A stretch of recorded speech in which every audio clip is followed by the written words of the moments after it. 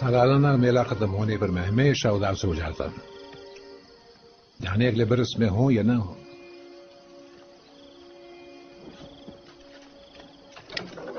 अबू तालिब, अबू तालिब,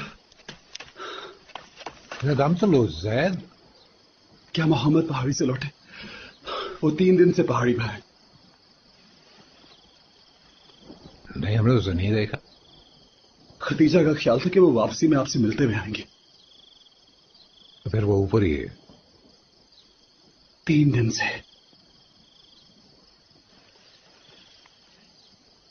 उसका यूं पहाड़ पर रहना मुझे फिक्रमंद कर देता, क्योंकि मैं इसके माने नहीं जानता। इंसान बुलंदी से दुनिया को बखूबी समझ सकता है।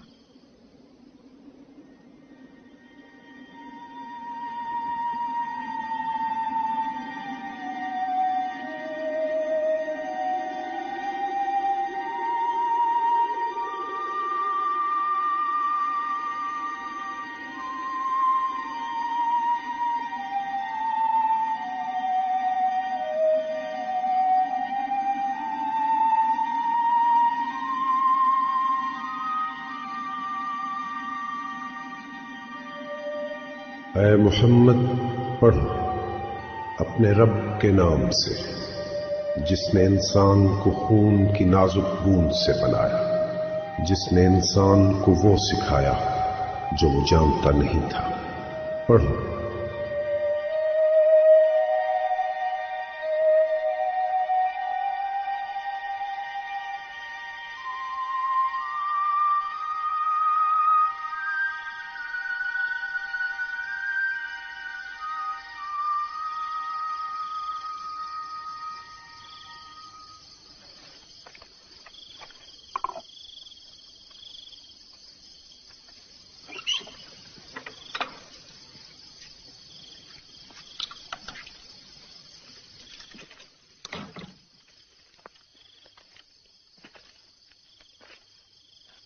وہ ابھی تک کمبل میں لرز رہے ہیں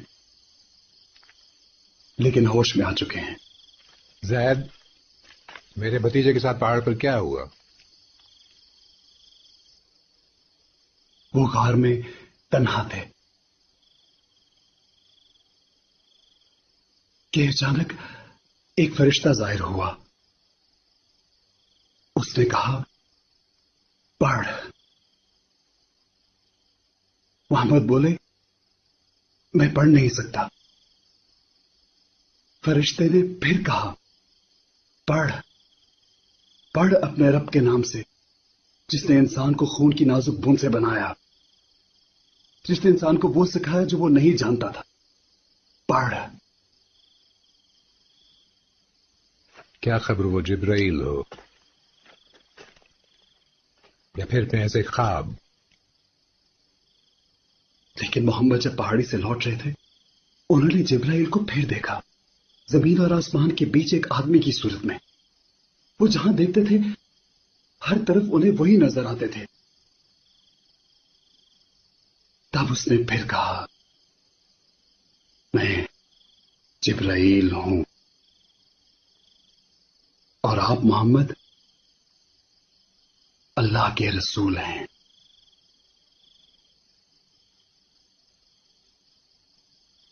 اس نے اس بارے میں کس کس کو بتایا؟ اپنی بیوی اور علی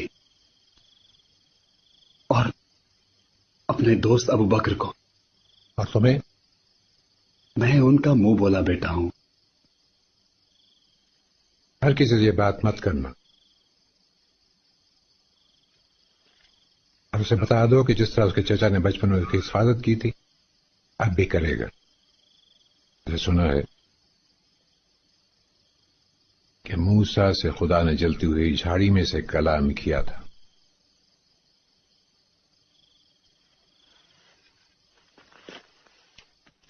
اگر تم نے اپنے بھتیجے کو نہیں روکا تو ہم روکیں گے۔ وہ اس شہر میں فساد ڈال رہا ہے، گھر سے گھر جدا کر رہا ہے، نسلوں میں پھوٹ ڈال رہا ہے، اولادیں باغی ہو گئی ہیں۔ نوجوان اس کی باتیں سنتے ہیں، وہ اسے پسند کرتے ہیں۔ ہم عرب ہیں، بڑوں کو حکم مانتے ہیں، بچے ہم پر حکم نہیں چلا سکتے۔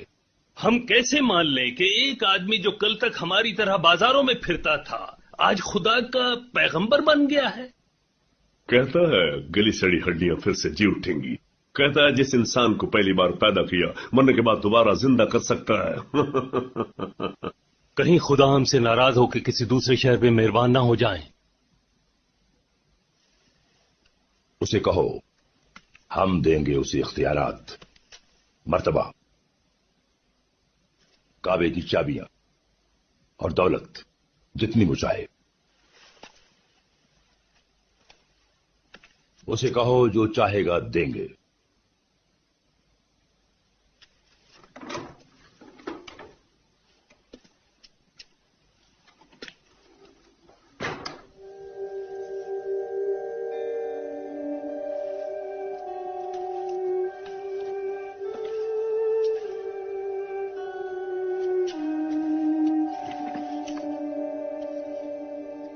محمد، اپنے آپ پر ترس کھاؤ اور مجھ پر بھی. ان بوڑھی ہڈیوں پر اتنا ہی بوجھ ڈالو جتنا یہ برداشت کر سکیں. میں نے تمہیں گودوں کھلایا ہے، تکلیف میں کیسے دیکھ سکتا ہوں تمہیں؟ مان جاؤ ورنہ وہ تمہیں بہت ستائیں گے.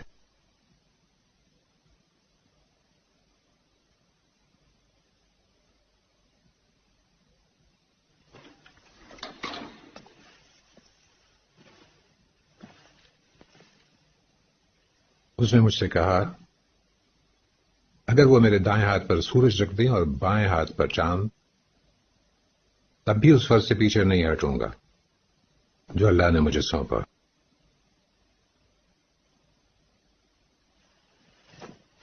میری موت کے بعد جو جی چاہے کرنا، مگر جب تک زندہ ہوں میرا حکم ماننا ہوگا. کیوں ستا رہے ہو اپنے باپ کو؟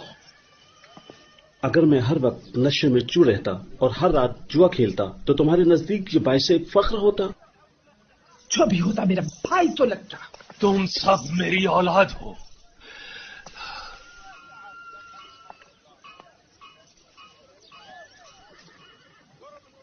میں نے تمہیں بہت کچھ دیا مگر لگتا ہے تھوڑا. محمد کے پاس بہت ہے، ان کے پاس ساری دنیا کے لیے ہے. نکال دیں اسے ادھر سے.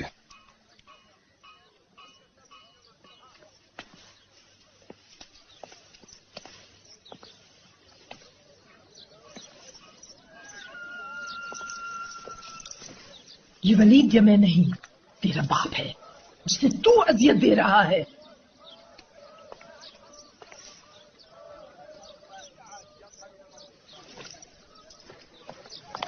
ٹھہرو حذیفہ، رک جاؤ.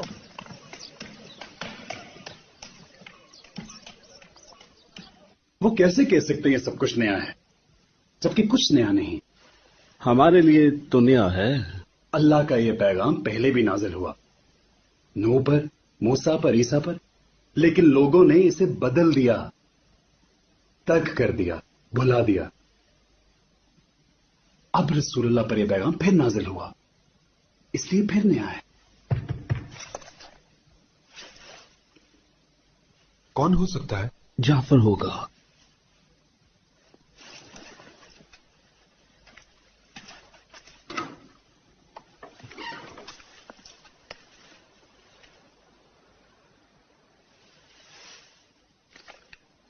یہ کیا لائے؟ اللہ کی وحی.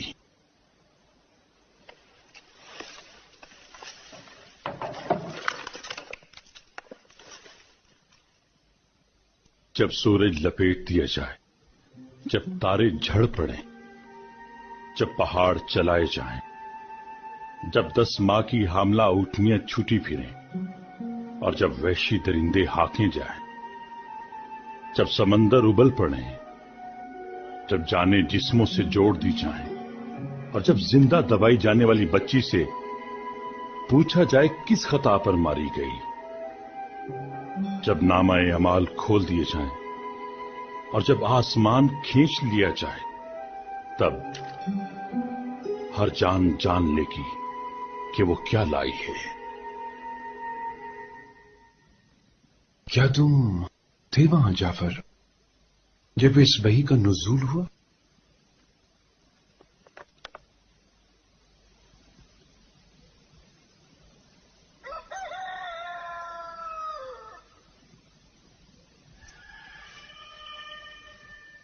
صبح ہو رہی ہے.